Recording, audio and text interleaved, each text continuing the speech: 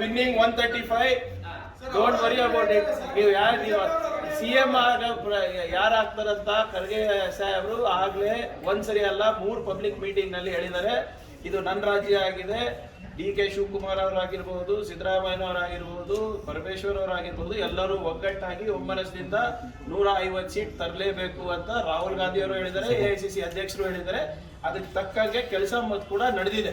ಅವರು ಕೂಡ ಬಹಿರಂಗವಾಗಿ ಎಲ್ಲರೂ ಹೇಳಿದ್ದಾರೆ, ನಾವು ಎಲ್ಲರೂ ಒಗ್ಗಟ್ಟಾಗಿದ್ದೀವಿ, ಕೆಲಸ ಮಾಡ್ತಾ ಇದ್ದೀವಿ. CM ಅಭ್ಯರ್ಥಿ ಯಾರಾಗಬೇಕು, ಅದೇನಾಗಬೇಕು, ಅದೆಲ್ಲ ಆಮೇಲೆ ಹೈಕಮಾಂಡ್ ತೀರ್ಮಾನ ಮಾಡುತ್ತೆ. ರೇಸ್ನಲ್ಲಿ ಇರೋದ್ರಲ್ಲೇ ತೊಂದರೆ ಇದೆ.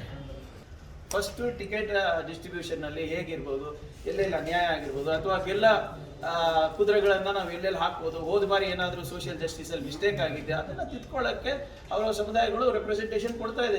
ಇದು SC ST ಇದಾಗಿಲ್ವಾ ಮೊನ್ನೆ ಕಂಬೈಂಡ್ ಎಲ್ಲ 51 ಸೀಟ್ ಏನು ಮಾಡಬೇಕು ಅಂತ. ಬ್ಯಾಕ್ವರ್ಡ್ ಸೀಟ್ ಬಗ್ಗೆ ಚರ್ಚೆ ಆಗಿದೆ, ಲಿಂಗಾಯತ್ ಸೀಟ್ ಬಗ್ಗೆ ಚರ್ಚೆ ಆಗಿದೆ. ಭಾಳ ನೇಕಾರರು ಬಂದು ನಮಗೆ ಇಷ್ಟು ರೆಪ್ರೆಸೆಂಟೇಷನ್ ಕೊಡಿ ಅಂತ ಹೇಳಿದ್ದಾರೆ. ಜೈನ್ ಸಮುದಾಯದವರು ಹೇಳಿದ್ದಾರೆ. Is nothing wrong. ಈಗ ಕಾಂಗ್ರೆಸ್ ಇಂದ ಮಾತ್ರ ಸೋಷಿಯಲ್ ಜಸ್ಟಿಸ್ ಸಾಧ್ಯ ಹೊರತು ಬಿಜೆಪಿನಲ್ಲಿ ನಾವು ಎಕ್ಸ್ಪೆಕ್ಟ್ ಮಾಡೋಕ್ಕಾಗೋದಿಲ್ಲ ಅಲ್ಲ, JDS ಇಂದ ಎಕ್ಸ್ಪೆಕ್ಟ್ ಮಾಡೋಕ್ಕಾಗೋದಿಲ್ಲ. So it's quite natural. ನಮ್ಮಲ್ಲಿ ಪೈಪೋಟಿನೂ ಜಾಸ್ತಿ ಇರುತ್ತೆ, ನಮ್ಮಲ್ಲಿ ಸಾಮಾಜಿಕ ನ್ಯಾಯ ಕೊಡುವ ಕಷ್ಟನೂ ನಮಗೆ ಇರೋದು ಹೊರತು ಬೇರೆ ಪಕ್ಷಕ್ಕಿಲ್ಲ.